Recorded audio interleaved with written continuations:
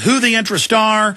You know, this new fake Iraq pull down where they admit they've just renamed the names of the battle brigades, increased the private security firms in a model of control they want in the U.S. with the top secret USA system.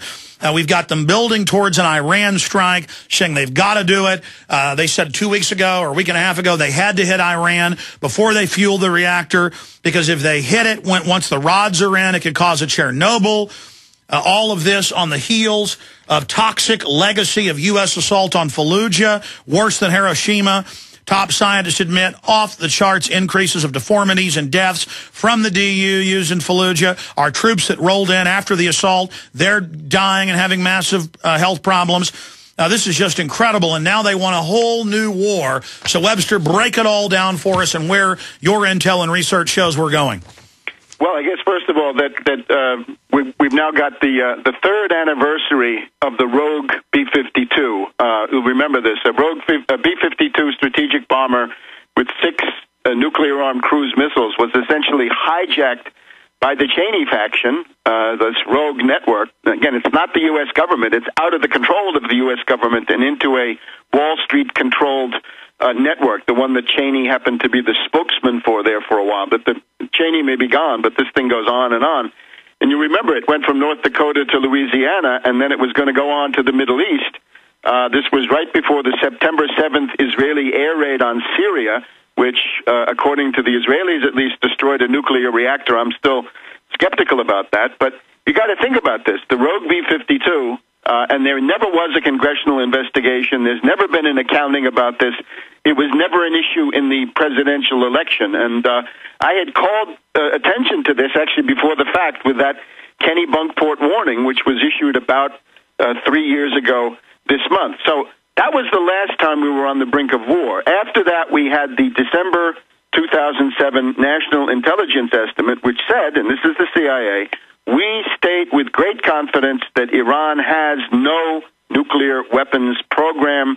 They had one up until 2003, but not anymore. Now, all of that has changed, and I would point to, in particular, the increased financial desperation of London and New York, right? They had been attempting now for the last year or so to stage a speculative attack on the euro. They were attacking through the Greek bonds, the Spanish, Portuguese, and other government bonds, and they got a significant crisis going on that in April and May.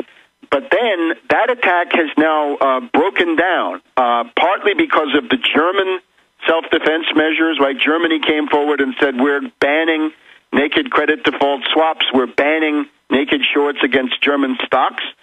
And I think very important, China supported the euro. The Chinese were not prepared to see the U.S. and the British destroy the euro. So China came in and began buying up Eurozone assets, and that had the effect of supporting the euro. So what we've had is an attempted blitzkrieg by the Anglo-Americans against the euro, which has now broken down. The high point of this was around the flash crash. Remember the May 6th event when the Dow lost 1,000 points in about 10 or 15 minutes. Take a look at that, because if you look at what was happening in the currency world on the afternoon of the flash crash, you'll see that the euro lost about 12 American cents compared to a yen, and that's a big dip. It looks to me like the flash crash had something to do with a program trading, high-frequency trading attack on the euro that somehow boomeranged. In other words, they found that they were successfully driving down the euro, but it was also destroying the New York stock market, so they had to pull back as this thing exploded in their face. So now it's essentially the blitzkrieg by the Anglo-Americans has failed, and there's really for the last 3 months everything has been drifting sideways. There's a possibility that it may now be the pound and the dollar that go down, and the euro survives. There's certain strength in the euro that has been displayed over the last 10 weeks. But it's also possible that the yen will be the big winner. We may wake up one morning and find that the yen and the Chinese renminbi are standing, and that the dollar and the euro have been locked in this conflict, and they both go down together, probably together with the pound. Anyway, apart from the details, This is the kind of situation that drives a financier ruling class absolutely berserk. They go bonkers, they freak out, they go into these flight forward things. And the idea is, of course, if you can start a war in the Middle East, you can get the Iranians to block the Straits of Hormuz and the Gulf, and at that point, the price of oil goes to $300 or $500 a barrel or even higher. And at that point, the problem of the dollar for the moment is solved because there's huge demand for dollars. If you multiply the price of oil by 5 or 10, then you've multiplied demand for dollars by 5 or 10, as long as the dollar is the posted price currency for oil, which it still is. So that's a really big thing. The other things we've got going are the coming of Petraeus and the increased power of the neocons.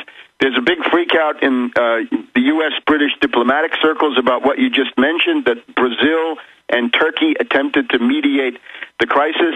There's also the fact that the weaponry that's being accumulated by Iran, by Syria, by Hezbollah, and maybe even by Hamas is also building up. So a conjuncture of 5 or 10 different things coming together. So we now have to say that there is a very acute danger. And I would point to this statement about 2 weeks ago from Fidel Castro, right, the dictator of Cuba. He's really the head of state. He's the comandante en jefe. He's not officially the head of state, but really he is. He runs Cuba, even if it's from his sickbed. So he called an emergency session of the Cuban parliament and said, we're facing a situation of imminent nuclear war. Now, some people would say, well, he's crazy or he's a communist, but you have to think about the resources that he brings to the table. He has an intelligence agency, right? It's the DGI, the Dirección General de Informaciones, and they have spies. We just had a guy in the State Department and his wife who was put away, I think, for life after spending decades and decades spying for Cuba. So Castro draws on internal knowledge of the But you don't even need that. They've turned the propaganda back on and are testing the public, market testing, for the attack, saying they've got to do it, and they've been building up the military forces, and now he comes out and talks about a criminal global government and endorses a book saying it's a eugenics empire that controls the planet. This is amazing. Yeah, and remember, what goes on in public, in other words, when you get a member of the Likud who visits the United States and pops off in some warmonger, bellicose vein, that may just be propaganda. That just may be an attempt to keep support going and to keep the Middle East conflict in the public eye and all that. But again, I think Castro is basing this on things that are from behind the scenes, not just propaganda, not just war, not just the attempt to blackmail people with threats of war, but real war preparations. Now, just in the past weekend, people may be disoriented because Hillary Clinton came out and announced that we've got the resumption for the first time in 9 years of the direct talks between the Israelis and the Palestinian Authority of Abu Abbas, Abu Mazen. But of course, this is probably the weakest attempt at negotiations we've ever seen. Well, they always try a negotiation before a new war to say, see, we tried. Quite possibly. And the thing is, the Israelis did a tank thrust into Gaza this past weekend. So it's a very strange combination. And they also sent fighter aircraft into Lebanon and other areas over the weekend. Right. So this doesn't look like it's very serious. And if Netanyahu says he's going to start building settlements again, and if he does, then these talks will come to a very quick end. Now, on the Iranian side, we've had all sorts of things, right? They had a photo op where they displayed all these graves in the desert saying, here, Americans, Israelis, these are the graves for your soldiers. They're now showing these attack drones, the ambassador of death. Right, the messenger of death. That's the other one. This can carry 500 pounds of warhead for a 650-mile range. Now, that would necessarily have to operate from southern Lebanon, from Syria, or from someplace else if the target were going to be. What is the message that they've put the messenger of death in Lebanon? They may well be, because what they've put there for sure are these M600 short-range ballistic missiles with guidance systems, which actually can be used to target specific military targets. So no longer counter value for Hezbollah, no longer terror attacks on Israeli cities, but now counter force attacks on the air bases where the Israeli Air Force operates inside Israel. That is very, very scary. That's the kind of thing that pushes the situation towards this desperation. Now, the Bushehr reactor, this has gotten a lot of attention. There's a reactor, interestingly, that was begun about 30 years ago. It was actually begun before Ayatollah Khomeini took over Iran. And when Ayatollah Khomeini came in, he shut down the entire nuclear program of Iran. They would have had, without Khomeini, they would have had 10 or 15 functioning nuclear reactors, plenty of nuclear power. This whole thing would be a non-issue.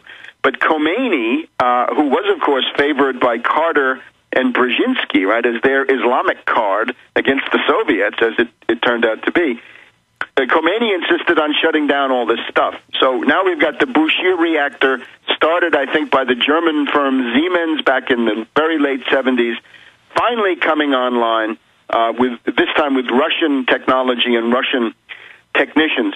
We had Bolton, the former UN ambassador of the neocons, right, of the Bush regime, the younger, saying that if you want to attack, you've got to do that now in the next, when he said it, 7 or 8 days, it would basically be now in the next day or two, but before the end of August in any case, because otherwise you're going to spread nuclear waste and nuclear debris. The problem with that argument is it's absurd, because if you're talking about bombing the Iranian nuclear program, you're always going to be spreading nuclear debris, right? Any attack on any nuclear facility, be it centrifuges or uranium enrichment or whatever it is, that's going to spread radioactive debris. So there really is no basis to say, even from these guys' points of view, that it has to be done now. So what Bolton was trying to do was to get a new wave of hysteria and perhaps even act as a cover for an attack, but that may not happen.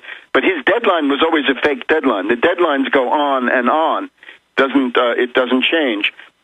So we then got this military situation, and I think if you look back to the Lebanon war of 4 years ago, remember that the Israelis fared very, very badly in that war because they were confronting, in those days, Hezbollah armed with some fairly modern Soviet bloc and Russian equipment, which was sufficient to destroy the vaunted Merkava tank that the Israelis had built up and were parading as an invincible war machine. That certainly didn't happen. And now, this time around, you'd have to say Hezbollah has actually increased its armament with the help of Iran and with the help of Syria.